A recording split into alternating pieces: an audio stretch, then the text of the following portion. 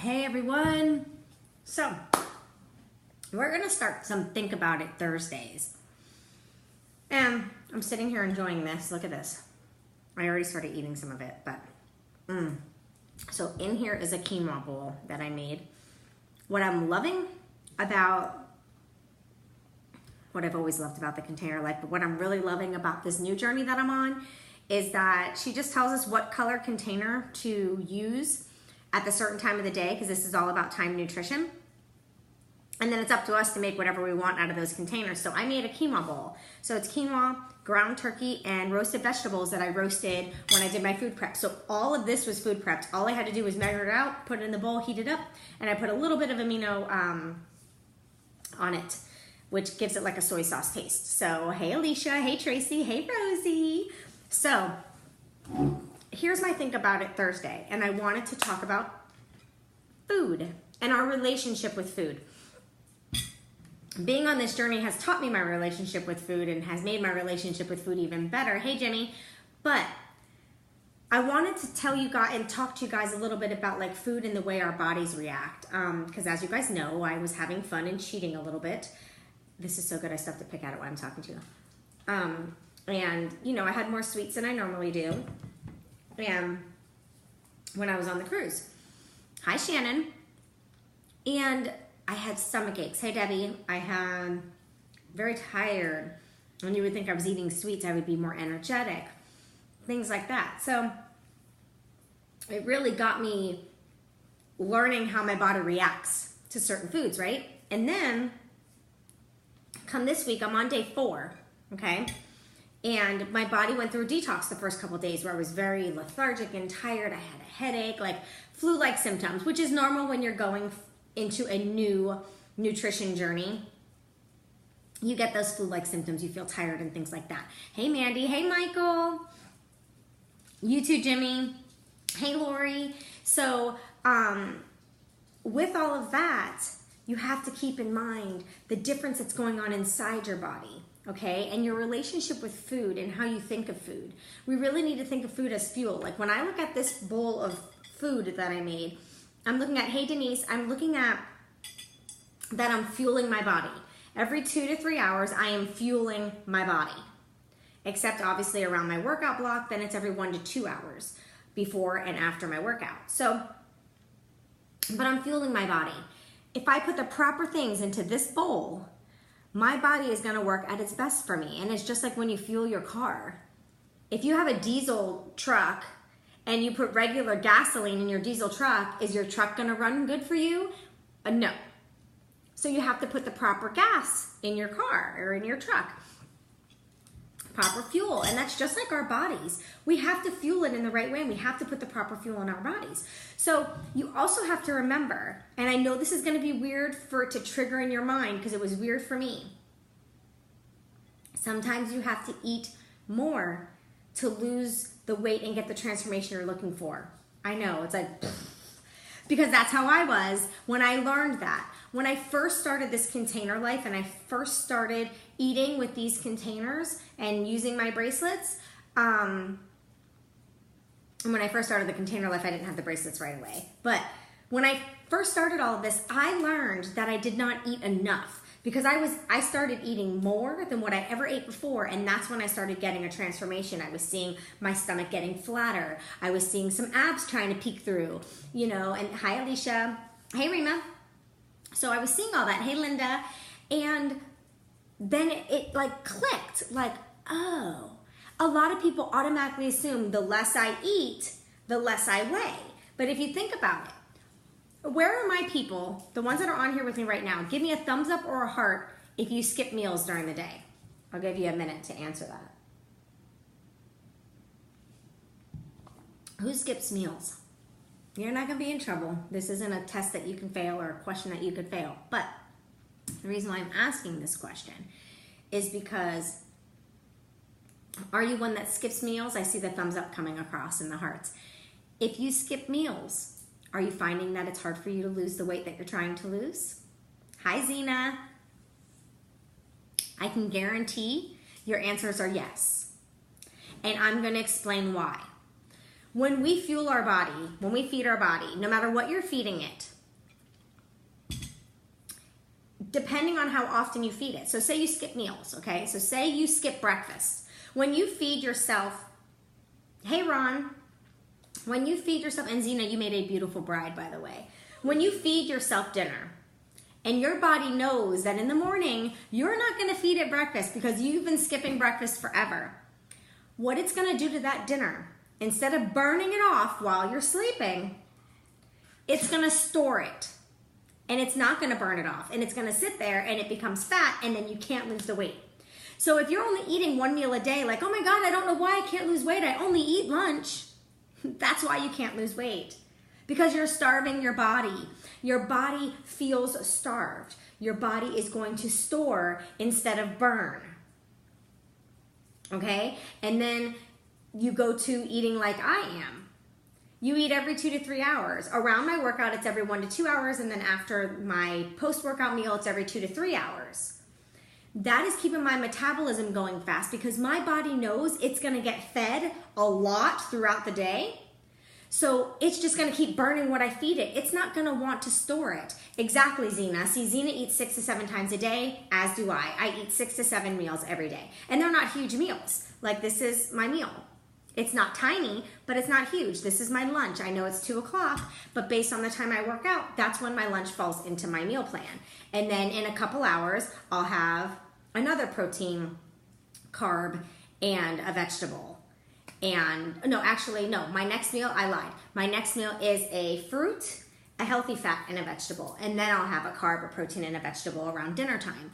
So you guys have to keep in mind, if you feed your body more often, your body's going to keep burning that off. That's how you lose the weight that you're trying to lose. That stubborn weight that you're like, why is it not falling off? It's not falling off because you don't have the nutrition dialed in. You don't have the proper time frame on when you're eating. Laura, you should be able to get 6 to 7 in a day because they're not huge. They're small meals. That's what the Container Life will teach you. Once we get you onto that Container Life, it'll help you. Hey, Jermaine. So you've got to make sure that you're eating those meals throughout the day. The more you skip, the more weight you're going to gain. I can promise you, the more weight that you're going to gain because your body doesn't know what to do. Oh, I have a headache. Your body doesn't know what to do. So it's like, I don't know when it's going to get, I'm going to get fed again, so I'm going to store it. So now here's my other thing I want to tell you, because I have some people in my group doing this 80 days with me where some of them are like, oh my God, I feel fluffy, or I gained a pound, or whatever. And I have to remind them, that's because your body's still trying to store the food, because that's the process it's used to doing until it's taught the new process, until it realizes, oh, I'm getting fed a lot throughout the day. I can burn all of this off. So when you start a new journey, you don't weigh yourself for the first 2 weeks. You weigh yourself before you start so you have an idea of where your starting point is. Then for those first 2 to 3 weeks, I don't suggest any of my people getting on the scale because it's going to fluctuate. Because your body now, hey Sherry, your body now is getting used to the new way you're eating. So you went from skipping 2 to 3 meals a day out of your 6 that you should eat to now eating the 6 to 7 meals a day. Hey Amanda. And your body doesn't know what to do. So it's still trying to do its old process of store, store, store. And then it takes a few days for it to learn, oh, I can burn this because I'm getting fed a lot. So you've got to give it time for your body to learn the new system. And your body will put out cortisol at the beginning. And it just, your body is confused. So if you're starting a new journey, if you're one of my 80-day people and you're starting this new journey with me and you feel a little extra fluff, or you might feel like you feel, yeah, like fluffy is the only thing I can think of. Like your core just feels squishy. It's normal. It's normal because your body's trying to know what to do. It's learning. But I tell you, once your body learns and it starts burning, you're going to see it fly off. Exactly. And lots of water, like Zena was saying. Don't forget to up that water intake. And the water intake also helps you in between meals not feel too hungry. Like I know when my 2 to 3 hour block is coming up because I start to feel hungry in my stomach. It's like my body clock knows when it's ready for food. So you've got to just make sure that you're teaching your body correctly. So you've got to have a good relationship with food. You can't think of, I'm stressed, I'm gonna go to Dairy Queen and get an ice cream. I'm stressed, I'm gonna get an Oreo cookie out of the pantry. I am one that eats when I'm bored. That's something I learned about myself when I started this journey. I'm a bored eater. So for me, Laura, if you're gonna do the 2 workouts a day, you've gotta make sure that you're feeding your body the right way, because you're gonna burn way too many calories and you're not gonna fuel your body right to burn those calories. So just make sure. So I'm looking at my pantry as I'm talking about cookies. So I am one that I eat when I'm bored. So for me, I have a better relationship with food. When I'm bored now, I take a nap. I don't think of food when I get bored. Hey, Diesel, that's enough. He's trying to like fix his dog bed over there. I go for a walk. I'll color in my adult coloring book. I'll listen to my audio book. Like, I find other things to do now when I'm feeling bored, where before I used to just go to the pantry. Or at nighttime, when Alex and I would watch TV, I wouldn't even be hungry for anything, but he'll grab chips or he'll grab peanuts or some sort of snack, and I would grab a snack too, just because I was bored sitting there watching TV and he was eating a snack, so I might as well have a snack too. I don't do that anymore. Now I have a nighttime tea that I drink that helps me sleep. I actually just ordered something from our performance line that helps your body recharge at nighttime. It helps your muscles recover a little bit while you're sleeping. It also helps you sleep better. So I'm excited for that to come in so I can start. Hi, Peggy. Hi, Ashley. So I drink that about 30 minutes before bed. And that's right when it's about my 2-hour mark to eat again. So my stomach starts to feel a little hungry. So that is perfect, because I have that and then I go to sleep. So I'm not going to bed hungry, because if you're anything like me, you can't go to bed hungry. My stomach's growling, I won't fall asleep. I just focus on my stomach growling, and then I make myself feel even more hungry. So I just wanted to talk to you guys about all of that, because I know a lot of people don't have very healthy relationships with food. They either never eat or they only eat like when they're upset. And that's not a healthy relationship with your food.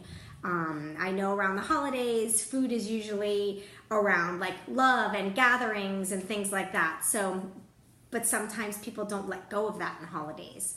And food is their happy place, where food is my happy place too, but it's my happy place because I'm fueling my body. Like, as I'm eating, I'm enjoying it because I know I'm gonna see those results that I've been wanting to see. I know I'm gonna feel amazing. My mind's gonna be clear. I'm gonna have energy and I'm gonna feel great. That's the relationship you have to have with food. You know, when I'm upset, my new thing I do when I'm upset is my house is spick and span. I was never an upset eater. I was always an upset cleaner. So you got to just find something different. When you get upset, go outside and go for a walk. Things like that. So I just want you guys to have very healthy relationships with food. So I wanted to give you that food for thought. I wanted to give you that to think about today, because it's extremely important to understand the relationship you have with food. So in order to know your relationship with food, I want you to kind of be mindful of when you go to grab food. Is it when it's time for a meal? Or is it because you're feeling something emotionally? Whether it be boredom, whether it be stress, whether it be fear, whether it be sadness. And then also, on top of that, be mindful of what you're grabbing. If you're grabbing junk out of the pantry, don't keep junk in the pantry if you don't have the willpower to not pick it. I wish I can help Alex with that. I don't deprive my kids and not let them have Oreo cookies, or not let them have, potato chips that they want or something like that, because my kids don't overeat on it. They just have a couple in their lunch and that's it. I know there's a lot of parents that, don't buy those things for their kids, which is great, because then you don't have it in the house. I can look at the pantry and see the kids' shelf, and it's almost like I look past that shelf now because I'm so used to seeing it. But they have their own shelf in the pantry that's just their stuff. But I have the willpower to not eat it. Alex, on the other hand, his willpower has gotten better. He's picking better things, but he never used to have the willpower to do that. So if you don't have the willpower, it's your house. Empty that pantry out, or get like a little box that you can lock up and have only your kids know the code to it, or only your spouse know the code to it, so you can't get in it. It's the only way to train yourself. So, like I said, I just wanted to give you some food for thought, my little pun for the day, and give you just some thinking tips about food. So stop skipping those meals. Stop eating when you're upset. Find something else that's going to make you feel better. Hey, Brianna. Hi, Marianne. Hey, Tracy. Before I sign off, does anybody have any questions? You're welcome, Laura. Does anybody have any questions regarding the way that you're eating, your nutrition, or anything like that? If anybody needs any help with it, feel free to message me. Feel free to share this video if you think that anybody else can learn from this. My dogs are going bananas behind me. But I really just wanted to kind of come live real quick, give you that little bit to think about. I like that it'll be think about Thursdays. You're not good with prepping food. You know what? I never was either, to be completely honest. I didn't start this container life because I was fearful of food prep, and now I look forward to doing it on Sundays. When my kids are here, we're all in the kitchen and they're helping me. So it's a little family affair. We have music playing, we're joking around, everybody has their own little jobs. And when it's just Alex and I, he helped me food prep on Sunday. And I just prep, like I'll cook the quinoa, I'll cook brown rice ahead of time. I will, Ashley, I'll send you some. And I also have a lot of great recipes on my website, my getfitwithtanya.com. So check that out too. There's tons of recipes and snacks and stuff on there. And Laura, that's another thing you can look at too. If you can't put meals together, healthy meals, go onto I can't talk. Go on to my website. I have tons of them, and you could save the little recipe cards for yourself and just make new recipes each week. But the things that I food prep, I wash all my fruits and I cut up whatever fruits need to be cut up. I make my quinoa ahead of time to last me for the week. I will make brown rice to last for the week. I'll zoodle up if I want to have zucchini noodles for any pasta dishes that I might be making for the family. I'll make those zoodles ahead of time. My dog is like coughing over here. Let's see what else I food prep. Oh, like I'll cook the ground turkey ahead of time because I could eat that meat reheated. I could eat steak reheated. I cannot eat chicken reheated. Alex can, so I make his chicken for his lunches. And that I roast my vegetables. If I want to saute vegetables, I saute them and put them in a Tupperware. And then that way all of those main dishes are already made. Then it's just me, oh, okay, I need a yellow, so I'm going to get a quinoa and I'll measure that out. I need a green, so I'm going to get a cup of the vegetables and measure that out. It makes it so easy. It took me a minute to make this, and that was really it just heating up. So I'm going to have to heat it up again because I talked for way too long. But so those are some tips for food prepping also. And I'm gonna go finish this because I can't get too past my time frame to eat because then I'm going into my next time frame. And I will see you guys later. But any questions, just send me a message. I'm here to help. Bye, guys.